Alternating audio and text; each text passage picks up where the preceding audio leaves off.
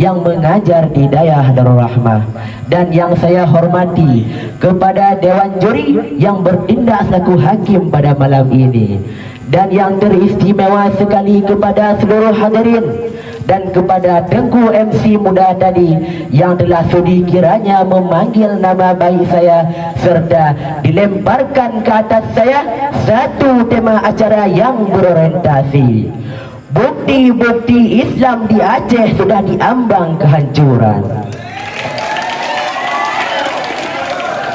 Kaum muslimin, tengku-tengku para calon penghuni syurga dan neraka yang dimuliakan oleh Allah, wajar-wajar saja nasib syariat Islam di Aceh hari ini.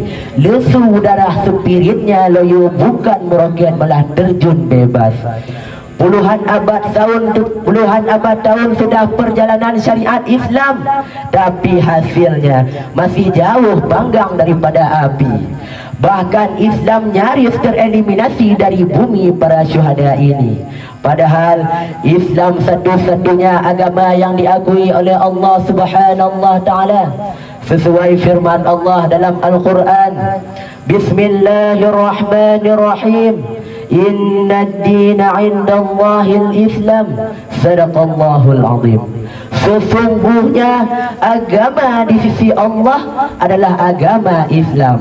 Tapi sayang seribu sayang, Islam di Aceh sekarang sudah diambang kehancuran, di mana laki-laki dan perempuan tidak ada beda. Maksiat merajalela, salat pun sudah tiada, sebagaimana lagu Aceh pun berkata, Islam karang hancur, maksiat rada sago, agama tanli sopako. Islam karang reli, rada sago urang jahi, agama tanli sopike. Yang banyak hana jabule yang muda, lalengon hapi yang tuha, lale bakede. Dum kajahe, dum kajahe, dum kajahe, dum kajahe, dum. Yang darah sikola, yang muda sikola, dan leso pikir ke agama. Yang lako kuliah, yang inang kuliah, dan leso pikir ke agama Allah. Yang banyak lalengan ruko yang muda, bulur mano yang duha, jika tu ula-ula.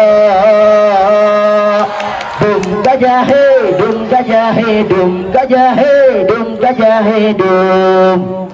Seboh dan sembahyang, luhur dan sembahyang, asa citan mupat hayrakan. Maghrib nasi gogo, Aisyah dan mesigo, bak gede dum orang mesaho. Yang banyak lalengon FF yang muda, lale SMS yang tuha, lale peh batek. Dum kajahe, dum kajahe, dum kajahe, dum kajahe, dum. Begitulah kira-kiranya.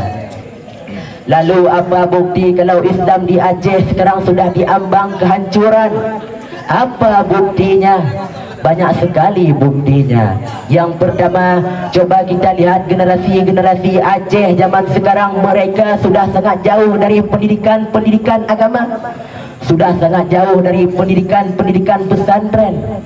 Mungkin anda ragu, tapi coba anda lihat sendiri, renungkan sendiri. Berapa banyak anak-anak di Aceh yang masih usia sekolah, yang kira-kira tahun lahir 2006, 2007 hingga ke bawah? Berapa persen dari mereka yang menempuh pendidikan sekolah, dan berapa persen dari mereka yang menempuh pendidikan yang khususnya pendidikan agama? Maka kalau dibanding-banding dari sekian banyaknya anak-anak zaman sekarang, mungkin cuma 20% dari mereka yang menempuh pendidikan agama. Maka jika hal ini terus dibiarkan, maka lama-lama bisa kita pastikan generasi-generasi Aceh masa depan adalah sosok generasi-generasi yang buta akan ilmu agama. Yang lebih parahnya lagi apa? Ketika generasi-generasi Aceh yang buta akan ilmu agama tersebut, kelak dia akan menjadi seorang pemimpin yang memimpin provinsi Aceh yang kita cintai ini. Itulah hal yang sangat kita takutkan. Karena kenapa? Karena bahwa sesungguhnya di dalam sebuah provinsi yang penjabatnya, pemimpinnya tidak mengerti akan hukum agama, padahal syariat Islam berlaku di sana. Apa yang bisa kita harapkan dari pemimpin-pemimpin yang tidak mengerti akan hukum Allah? Itu sama saja seperti mempercayai serigala-serigala untuk mengawal para domba. Sungguh tragis bin menyedihkan. Yang kedua adalah hancurnya akhlak para wanita. Sebagaimana telah kita tahu yang bahwa wanita adalah tiang dalam sebuah negara. Apabila wanita telah rusak, maka rusaklah negara tersebut. Coba kita lihat wanita-wanita zaman sekarang. Mereka bagaikan hidup di kota Paris, bagaikan berada di kota London, padahal mereka dilahirkan dan dibesarkan di Aceh. Apakah ayah mereka bernama Robertson, Michael Jackson, atau David Erland? Bukan. Nama ayah mereka sama juga dengan nama orang-orang Aceh pada umumnya. Tapi mengapa kelakuan wanita-wanita di Aceh sekarang begini? Mengapa? Karena era modern telah meracuni pola pikir wanita-wanita di Aceh hari ini. Mereka hanya fokus dengan penampilan tubuh yang cantik, hanya fokus dengan penampilan tubuh yang langsing, yang seksi dan yang montok. Supaya apa? Supaya indah dan terindah di aplikasi TikTok. Efek sampingnya wanita-wanita di Aceh hari ini mereka pada doyan pameran aurat. Di jalan-jalan tak risih lagi pakaian ketat, celana legging, rambut pun dibonding. Bahkan mereka lenggak-lenggok nampak pusat baju dan celana ketat, erat badan nyaris terbuka sehingga membuat mata para pria tak bisa berpaling darinya. Na'udzubillah, tsumma na'udzubillah. Yang ketiga, zina yang sudah merajalela.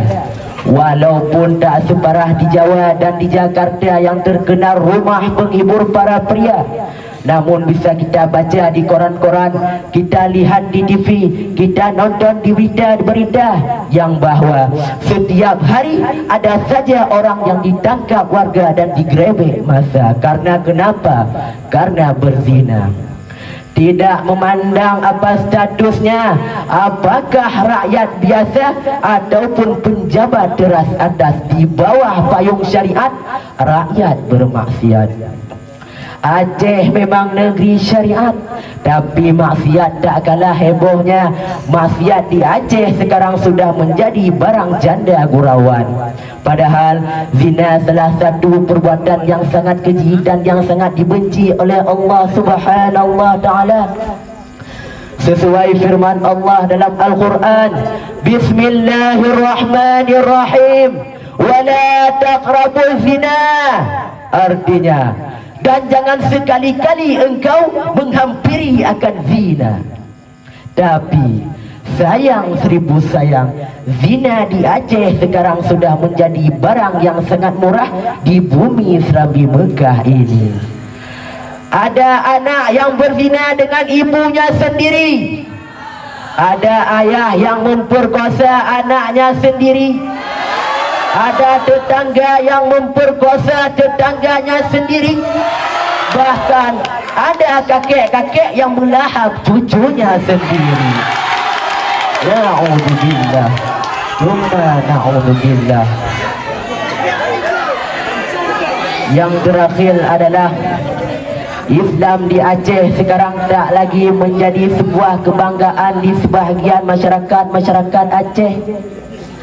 Sedihnya melihat masyarakat Aceh pada hari ini. Padahal Islam satu-satunya agama yang diakui oleh Allah Subhanahu wa taala. Sesuai firman Allah dalam Al-Quran, Bismillahirrahmanirrahim, wa la taqrabuz zina. Bismillahirrahmanirrahim. Inna dina indallahil Islam. Sesungguhnya agama di sisi Allah adalah agama Islam. Tapi sayang seribu sayang, Islam di Aceh sekarang tak lebih dari identitas folkloritas belaka. Hanya itu, cuma itu, tak kurang dan tak lebih daripada itu. Bahkan masyarakat Aceh sekarang berani murtad, berani meninggalkan agama Islam karena disogok oleh orang-orang Yahudi. Kaum muslimin yang dimuliakan oleh Allah, dari uraian singkat di atas tadi, marilah kita ambil kesimpulan-kesimpulan. Yang pertama, Islam adalah anugerah terbesar, kenikmatan terbesar yang diberikan oleh Allah kepada kita semua. Maka jagalah, rawatlah, pertahankanlah meskipun nyawa luka menjadi taruhannya. Yang kedua, rapatkanlah barisan, eratkanlah persatuan, galakkanlah pendidikan supaya roh-roh Islam tetap terjaga hingga sepanjang masa. Amin, amin ya rabbal alamin. Hanya inilah yang dapat saya sampaikan. Lebih dan kurang saya mohon maaf, karena seperti kata pepatah mengatakan, pat ranuk yang hana mirah, pat penerah yang hana baju, pat narit yang hana salah, munyo hana baawai pasti na ba'duno.